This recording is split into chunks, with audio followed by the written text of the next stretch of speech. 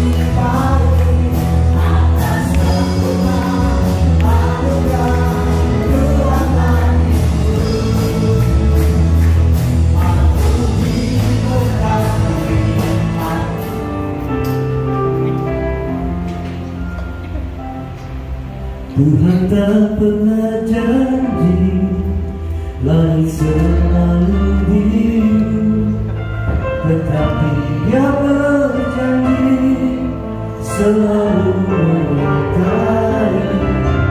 Tuhan tak pernah janji jalan selalu rata, tetapi Dia berjanji berikan kekuatan. Jangan pernah menyerah, jangan putus asa. Mujizat Tuhan ada saat hati menyembah. Jangan pernah menyerah, jangan putus asa. Mujizat Tuhan ada bagi yang setia dan percaya. Mari kita bersama-sama berdiri, kita pujikan pujian bersama. Tuhan tak pernah janji langit selalu biru, tetapi Dia berjanji selalu menyertai. Tuhan tak pernah janji jalan selalu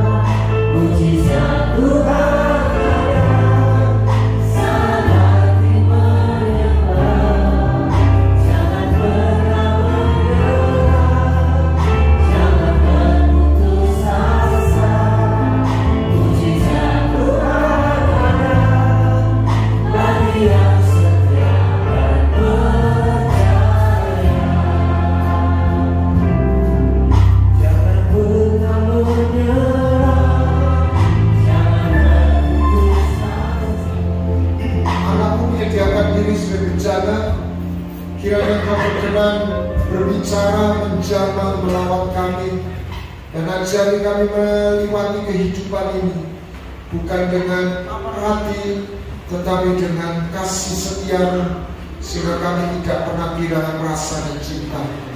Penuhi hati kami dengan gairah kasih-Mu. Ampuni dosa dan salah kami. Biarlah rahmat-Mu yang tiada terkira boleh mengawal kami malam hari ini. Yang sakit Kau sembuhkan, yang lemah Kau kuatkan, yang susah Kau hibur. Di dalam nama Yesus kami berdoa. Amin. Silakan duduk kembali.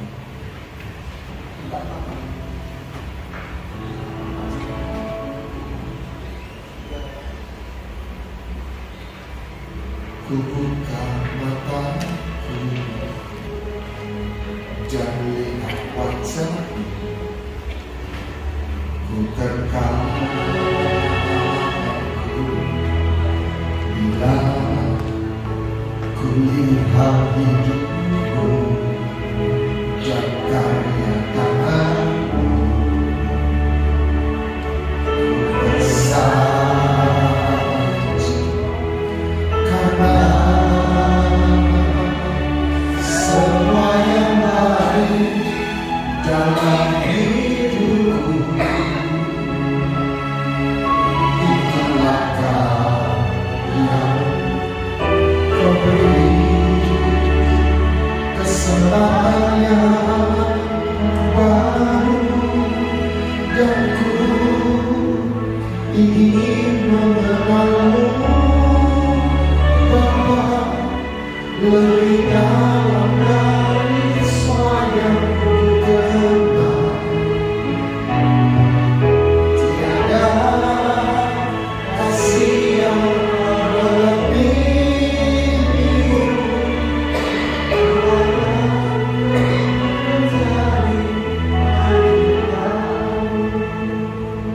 Bapak Ibu Saudara, apa yang harus kita waspadai dan kita sadari sekaligus di dalam hidup ini? Janganlah kita kehilangan dan kehabisan rasa dan cinta. Dikatakan dalam Matius 5 ayat 13, bisa ditayangkan. Kamu adalah garam dunia. Jika garam itu menjadi tawar, dengan apakah ia diasinkan? Tak ada lagi gunanya selain dibuang dan diinjak orang. Dan salah satu hal yang membuat kita tawar adalah konflik. Alkitab ini bukan sekedar sebuah buku agama, tapi sebuah kisah kehidupan.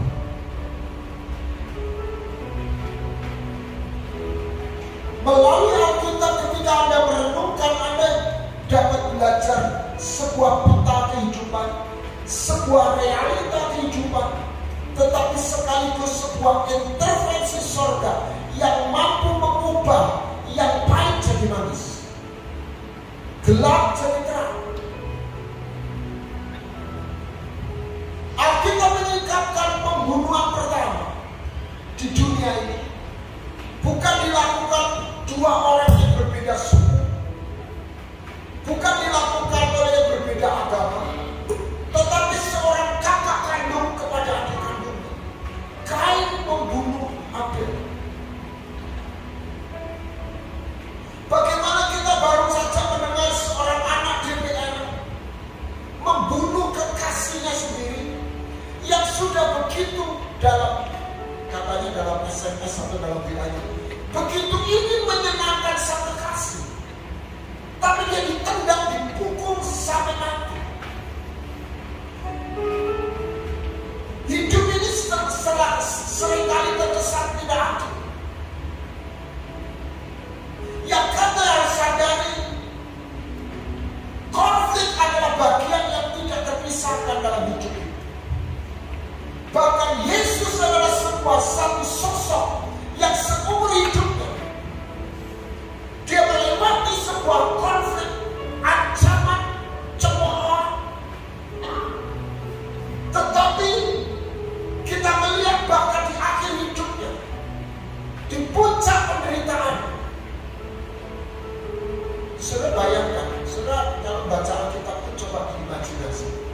Bayangkan orang nggak tidur semalam, itu udah capek, nggak makan, lapar, dikebuki, dihina, diludah.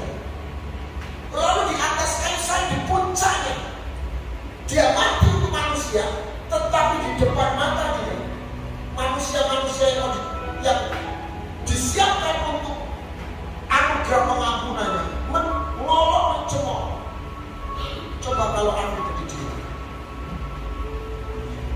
Dan satu perkataan yang membuat saya kagum ketika saya sudah mendapat satu pengertian di balik apa yang dikatakan.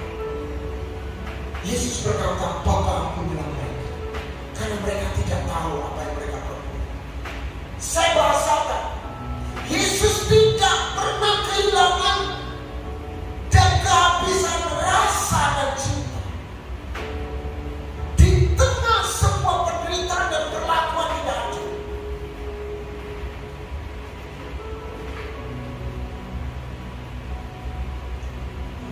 Tuhan mengingatkan ketika kita orang percaya sudah kehilangan rasa,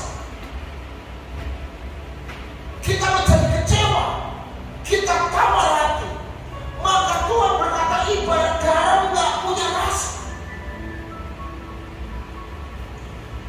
Saudara, kenapa konflik itu bisa terjadi?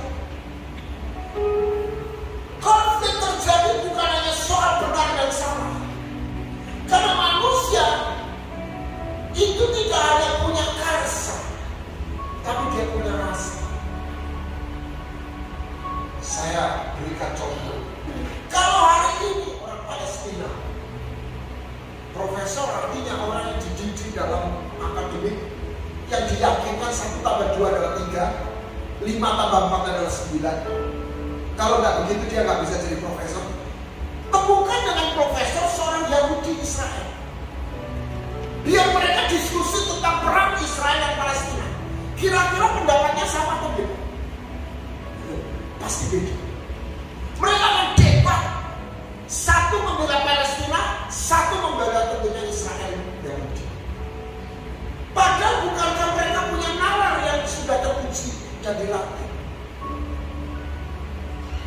Di situ kita lihat, ternyata bahkan pikiran, logika itu dipakai untuk mendukung rasa.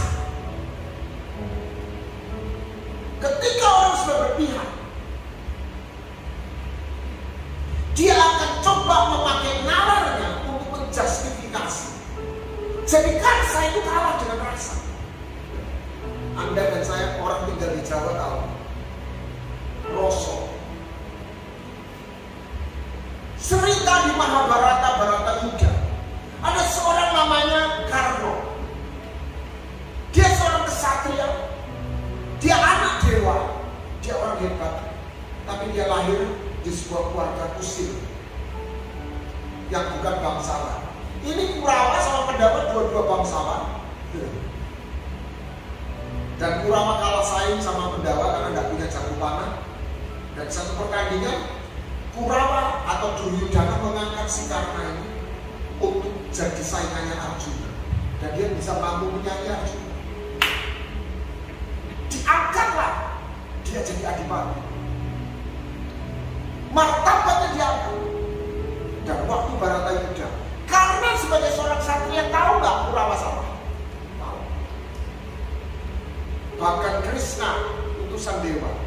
Saya tidak mengajak Anda percaya sama wayang, tapi ini kisah hidup memperingatkan. Kamu kenapa berpihak ke Tuhan? Saudara, kalau ada seorang anak preman, pengedar narkoba, sang preman mafia ini memelihara anak ini dengan baik, disayang, melatih. Ada polisi gerbong. Kira-kira dia bela polisi atau bela bapak? Bela bapak. Nalarnya tahu bahwa pekerjaannya bapaknya ilegal. Kenapa? Dia bapak saya. Dia yang ngopeni saya.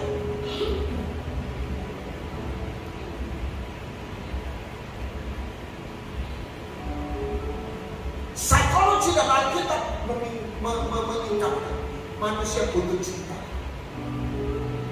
manusia butuh martabat. Kenapa? Karena itu membela.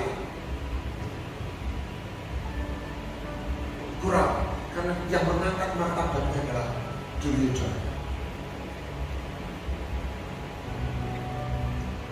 Saudara, dalam konflik, yang pertama, konflik tidak bisa dihindari. Nanti saya akan tunjukkan cerita demi cerita, beberapa cerita. Kalau semua cerita tidak cukup, cerita Alkitab penuh dengan konflik, penuh dengan cerita konflik. Tetapi masalahnya bukan, saya nggak bicara gimana menyelesaikan konflik, bagaimana kita merespon konflik. Saudara tahu, kalau saya bahasakan Yusuf, itu adalah orang yang lahir bertumbuh dalam konflik.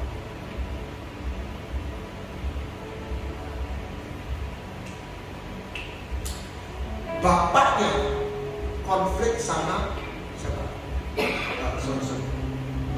Yakub, Yusuf. Bapaknya konflik sama omnya, Esau. Dia konflik sama mertuanya, Laban. Enggak kan? Bapaknya konflik sama kakeknya, opanya, kakeknya. Mamanya konflik sama tante, Lea sama Rahel. Dia konflik sama saudara. Tapi Alkitab mencatat, dia memang orang Jawa bilang digandapi, dikhianati. Tapi justru pengkhianatan itu membuat dia mendapat dan menemukan rencana Tuhan. Dan dia menang, mengatasi semua. Dia tidak jadi baik terhadap saudara yang jelas-jelas sudah mengkhianati dia.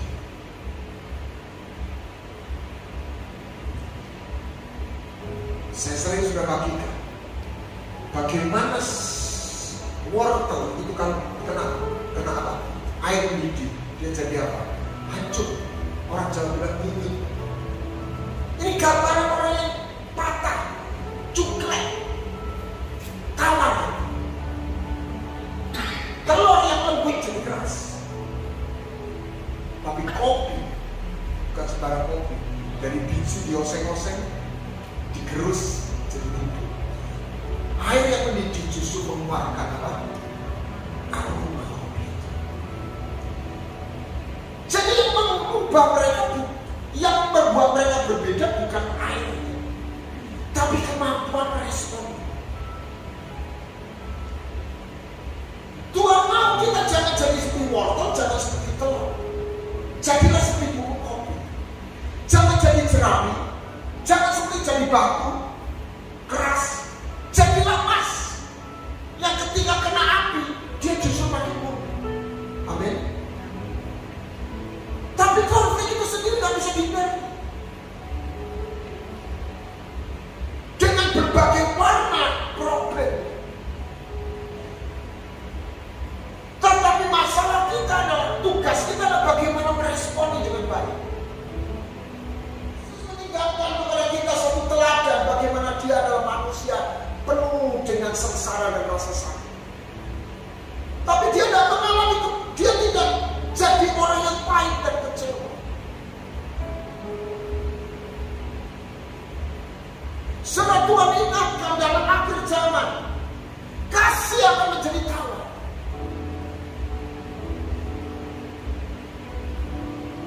Alkitab secara implisit menyiratkan, jangan jadi tua seperti imam ini.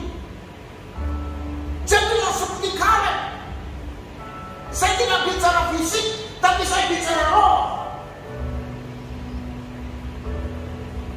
Tua itu artinya kehabisan rasa, orang duwe rasa.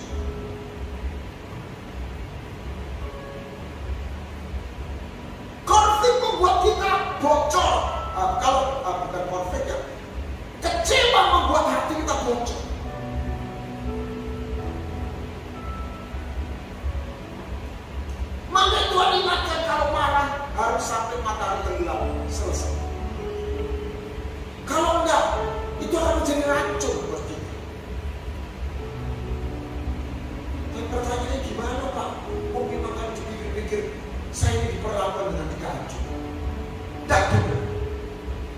Justru itu kita harus percaya bahwa Tuhan mampu mengubah segala sesuatu menjadi kebaikan. Selama kita dalam posisi kita mengasihi dan kita boleh mempercayai kebaikan.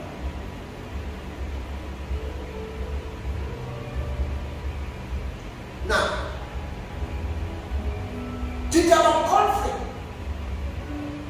yang kita harus sadari, bisa orang benar lawan orang salah. Tapi itu pun kita nggak boleh fokusnya yang benar salah. Sebab kita bisa.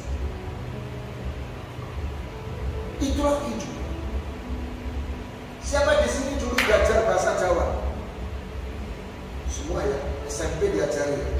Wonocoroko, Dontosowolo, Pondojoyono, Monggo Batok. Anda tahu apa artinya? Itulah kisah Aji Soko. Terciptanya Pulau Jawa. Halo.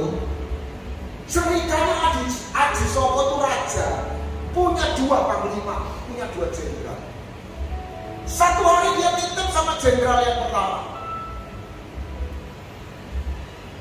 Bapak jenderal atau Koremot dia panggil, saya titip pusakaku, jangan ada siapapun boleh mengambil kecuali aku sendiri. Ingat gak siapa tahu cerita? Dan Pak Jenderal yang setia pada Aji Soko sang raja yang siap. Saya pegang perkataan raja, saya akan setia menyimpan si pusaka. Jangan serahkan pada siapapun kecuali aku sendiri. Waktu berlalu berapa tahun, rupanya Pak Raja lupa. Dia lagi ngomong-ngomong sama panglima yang kedua. Aku titip pusaka, tolong kamu ambil. Bilang aku yang minta. Siapa? Saya kerja. Maka datanglah, pergilah sama panglima yang kedua ini mendatangi panglima yang pertama yang sudah pensiun. Dua-dua sudah pensiun mungkin. Dan panglima yang B ini bilang, saya dapat perintah raja untuk mengambil pusaka raja, untuk saya bawa kepada panglima pertama bilang, tidak, saya sudah dapat pesan dari raja, jangan serahkan pada siapapun juga kecuali raja sendiri. Yang benar yang mana? Dua-dua benar, dua-dua setia. Maka jadilah perang tanding dan dikatakan Podo Joyo. Artinya apa? Sama saktinya. Dan akhirnya Mogo Botong mati juga. Sehingga jangan anggap ketika kita konflik dia setan demit saya mereka. Jangan membenarkan diri kita, tapi juga jangan menyalahkan diri kita.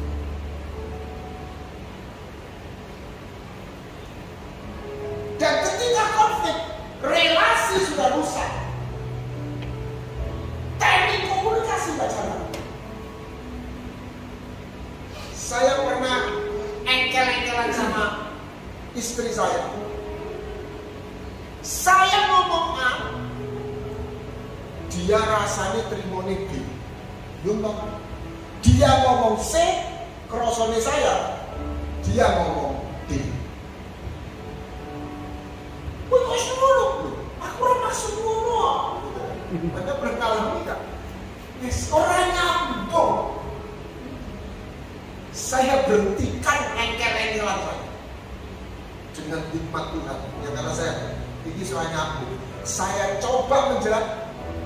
Jadi itu orang tambah bener tambah ambles. Saya pegang tangannya, ayo kita sebenarnya. Wis mandek engkel-engkelan. Ini pondok slete. Jadi saya tak menempatkan diri saya benar, dia salah. Kita pondok lagi orang waras. Saya ajak berdoa. Tuhan kami datang kepada. Ampunilah kami.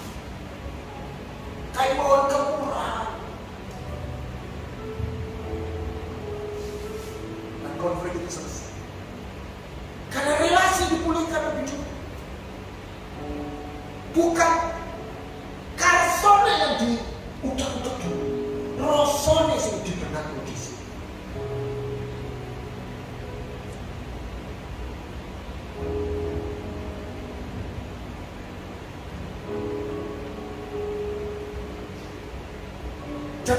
Betapa banyaknya orang yang seumur hidupnya hidup dalam kepahitan,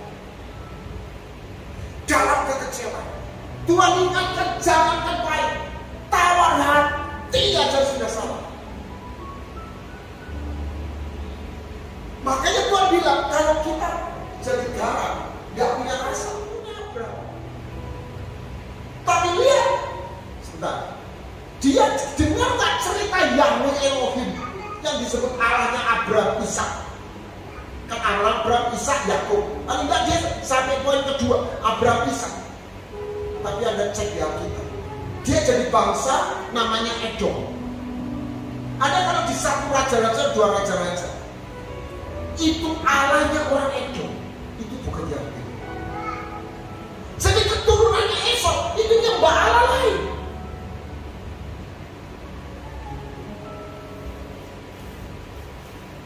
Kenapa? Kepahitan. Kepahitan membuat dia tidak bisa menemukan Tuhan. Kepahitan membutakan orang. Sing salah siapa? Sing salah Yakub. Bujur. Tetapi Yakub bertobat dan dia memang dapat buah. Dia sendiri dibohong, tapi dia dalam anugerah. Esau itu terbuang di hadapan Tuhan. Serah hati-hati dengan Allah. Apa yang terjadi pada Absalom? Nah, mari saya katakan, Absalom itu adalah anak Daud yang melakukan hal yang mengerikan. Karena dalam konflik kita ini tidak ikut-ikut, tapi kita bersama. Hari ini orang-orang kumpulan orang Yahudi di London, di Inggris, anak-anaknya libur semua, gak wani masuk sekolah. Mereka gak ikut-ikut perang di Israel, tapi bisa disaksak, bisa dibunuh. Nah, Amnon itu memperkosa Tamar. Pernah dengar ya? Tamar itu adiknya Absalom. Rupanya dari jalur ibu ini anaknya cakep-cakep. Tamar dia cantik, apalagi Absalom gantemnya amit-amit. Dari ujung kepala sampai ujung kaki luar biasa. Nah, mungkin Absalom juga pernah digadang-gadang jadi putra mahkota, kira-kira. Tetapi dia kecewa berat melihat ketika Amnon memperkosa Tamar, bapaknya tidak melakukan apa-apa. Hari ini dalam dinamika politik, Denny Sergat kecewa berat kepada Pak Jokowi. Dia teriak, dia protes.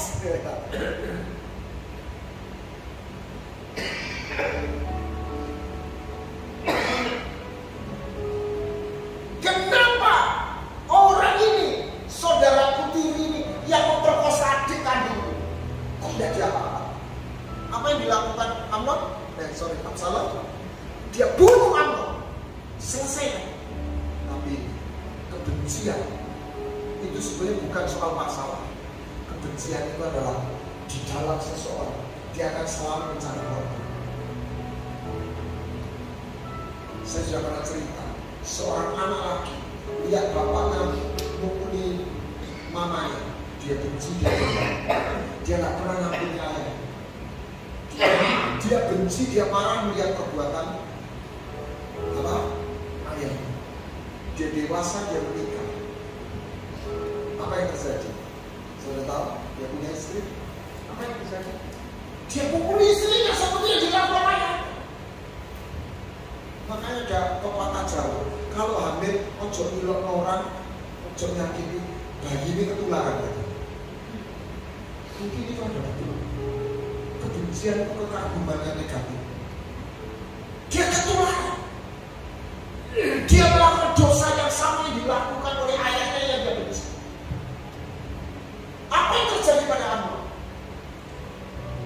Absalom. sudah mati. Dia lari, dia pulang, dia minta pulang. Dia tidak dihukum, berarti dia diam. Mestinya terima kasih lah masuk penjara. Tetapi masalahnya Daud tidak sadar. Daud tidak menghukum, tapi Daud berhenti mencintai Absalom. Basa Jawa ini dikino. Hati-hati Bapak Ibu, jangan menolak anakmu. Anda perlu menyakiti, dia bisa sakit hati karena Anda dan bukan Anda. Seorang tua hanya mendiamkan, tidak menghukum. Itulah Absalom. Dia ketemu sekali, dipeluk, pulang lagi, gak disektek oleh yang terjadi mengerikan. Dia bisa membunuh ayahnya.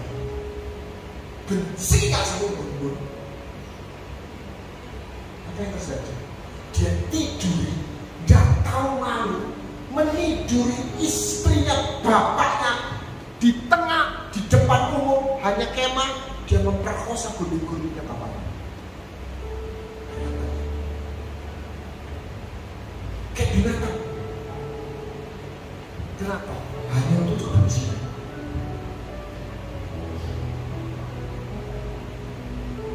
Apa yang terjadi? Apa yang di dalam ceritanya Absalom? Dia minta dicintai. Daud hanya mengakui, tapi Daud tidak akan mencari. Daud gagal memadamkan api kemarahan Absalom dengan dia tidak mencintai anaknya. Daud hampir saja dibunuh oleh Absalom. Daud salah apa? Daud pernah merugikan anak sama Absalom.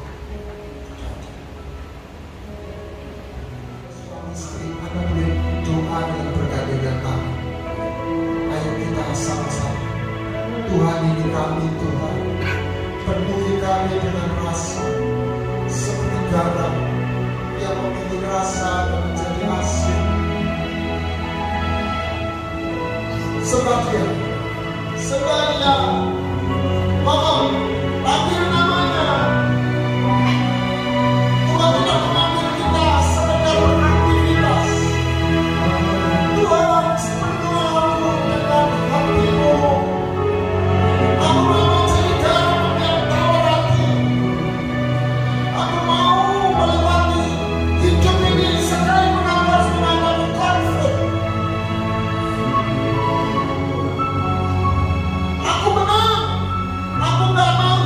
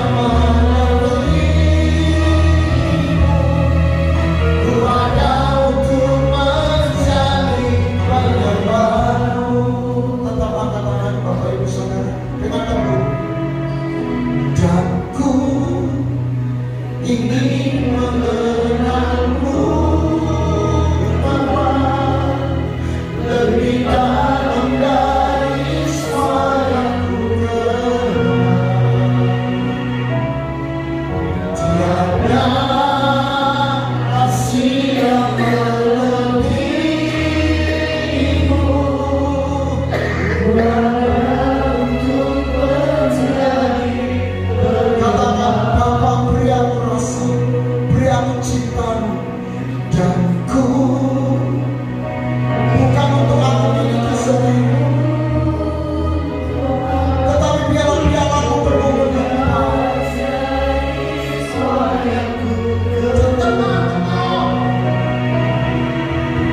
derasnya kehidupan. Aku boleh mempercayakan hatiku, hidupku kepadamu.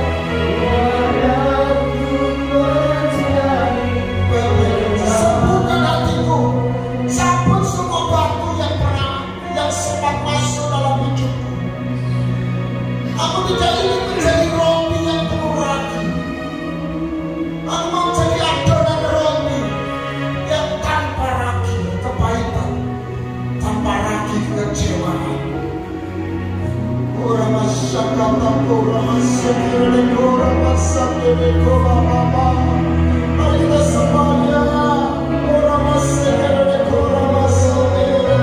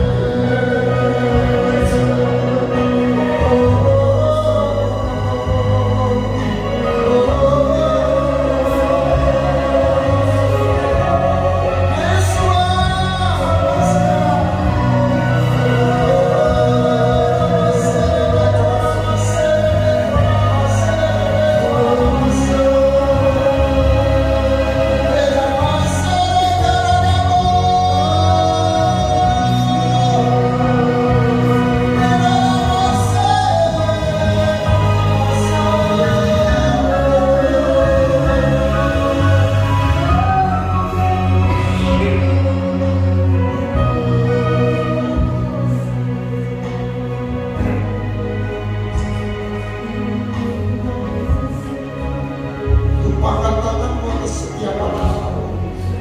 Biarlah kami berjalan di dalam terang anugerah wajah-Mu. Biarlah kami tidak biasa-biasa. Biarlah kami tidak hanya tidak membenci, tapi hati kami penuh rasa dan cinta. Kami tidak mau jadi biasa-biasa, Tuhan. Karena Kau bukan Allah yang biasa-biasa. Engkau rela mati buat manusia. Gairah cinta-Mu menjamah-jamah kami. Kami tidak ingin jadi tawar hati karena ketidakadilan hidup ini. Dalam nama Yesus, alirkan air kehidupan itu, menggantikan air yang pahit, air yang kotor, yang mungkin sempat masuk dalam hati kami. Kami mau lepaskan pengampunan kepada orang yang mengecewakan kami, kepada orang yang menghina dan merendahkan kami. Karena kami percaya kami berada di mata-Mu bukan karena kata orang, tapi karena kata-Mu sendiri. Kami mau percaya bahwa kami berada di mata-Mu, Tuhan. Dalam nama Yesus Masia, Roh Kudus penuhi kami, penuhi kami. Dalam nama Yesus. Siapa yang malam ini berkata saya tidak akan nonton, Tuhan aku mau, bentuk aku, beri aku rasa itu. Sudah beri angkat tangan di depan Anda berada. Minta Roh Kudus penuhi aku. Aku tak mau tawar hati. Aku tak mau pahit. Aku tak mau kecewa. Sekalipun aku disakiti, sekalipun aku diperlakukan tidak adil, aku mau percayakan hidupku padamu. Aku bertaruhkan di atas janji-Mu firman-Mu. Engkau berjanji bahwa ketika aku percaya kepadamu, aku tidak dipermalukan. Dalam nama Yesus. Dalam nama Yesus. Haleluya. Pilih sembuh. Pulih. Sembuh. Sembuh. Setiap hati. Dalam nama Yesus.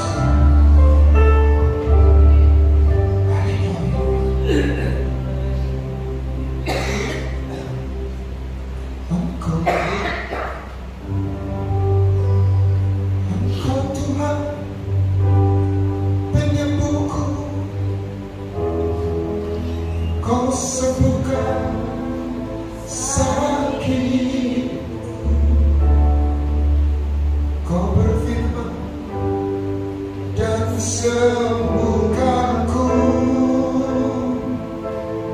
Engkau Tuhan penyembuh, Engkau Tuhan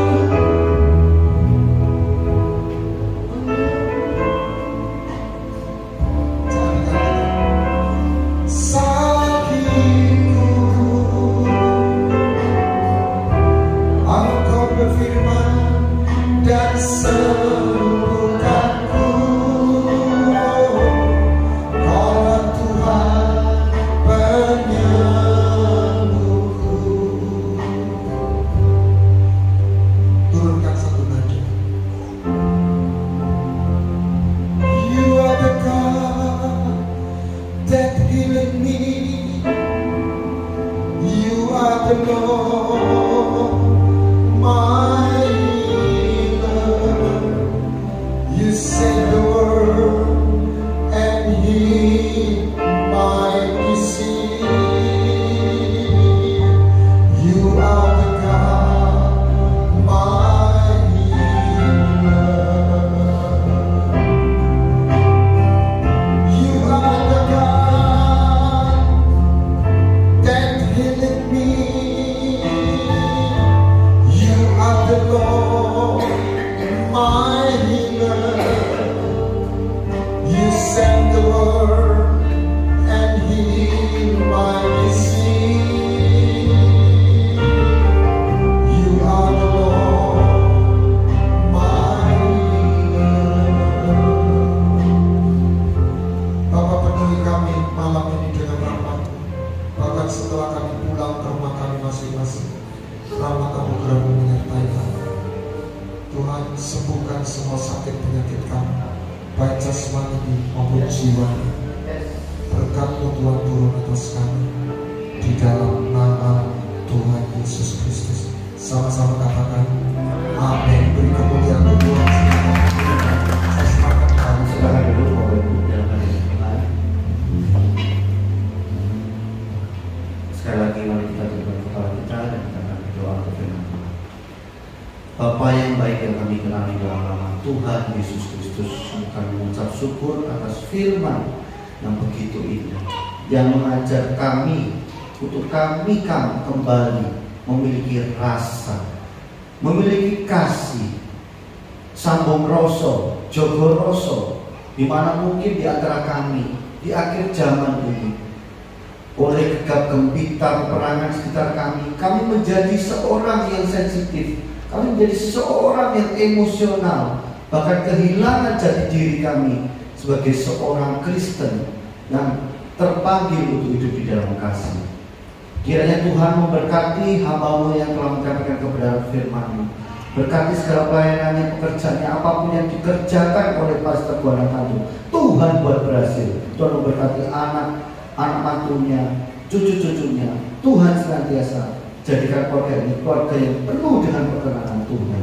Kami juga berdoa untuk Bapak Ibu Gembala kami yang saat ini ada di luar negeri. Kiranya Tuhan juga menyertai apapun yang mereka kerjakan. Tuhan buat berhasil dan senantiasa memberkati baik itu anak-anak mantu dan beserta cucu dari Bapak Ibu Gembala kami. Karena melalui kehidupan Bapak Ibu Gembala kami, jemaat Tuhan dapat memiliki figur teladan yang dapat kami contoh. Kiranya Tuhan memberkati persoalan kami hari ini. Dan kami juga akan memberikan persembahan kami yang kedua. Kiranya Tuhan memberkati setiap tangan-tangan yang kami memberi. Tuhan juga memberkati khususnya bagi kami yang belum bisa memberi untuk persembahan kedua ini. Seperti Tuhan juga memberkati kami yang bisa memberi. Dalam nama Yesus Tuhan memberkati semua yang hadir pada saat malam hari. Yang siap memberikan bersama. Amin. Engkau mengutus putra untuk mengajari kami menampak kehidupan ini, bukan sendiri, tapi bersama dengan Engkau. Seperti Daud berkata, tongkat dan gadamu itu menyertai aku, menghibur aku, sebab Engkau besertaku. Engkau menyediakan hidangan di hadapan lawan-lawanku, pialaku penuh melimpah. Kebajikan dan kemurahan mengikuti aku seumur hidupku. Mataku memandang kepadamu, mataku tertuju kepadamu, dan kami menanti-nantikan anugerah-Mu melimpah atas hidup kami. Biarlah kita kembali melanjutkan aktivitas kita dengan rahmat anugerah yang sudah disediakan Bapa melalui Putranya dan oleh Roh Kudus. Terimalah berkat ini di dalam nama Tuhan Yesus Kristus. Sama-sama katakan, amin. Tuhan Yesus.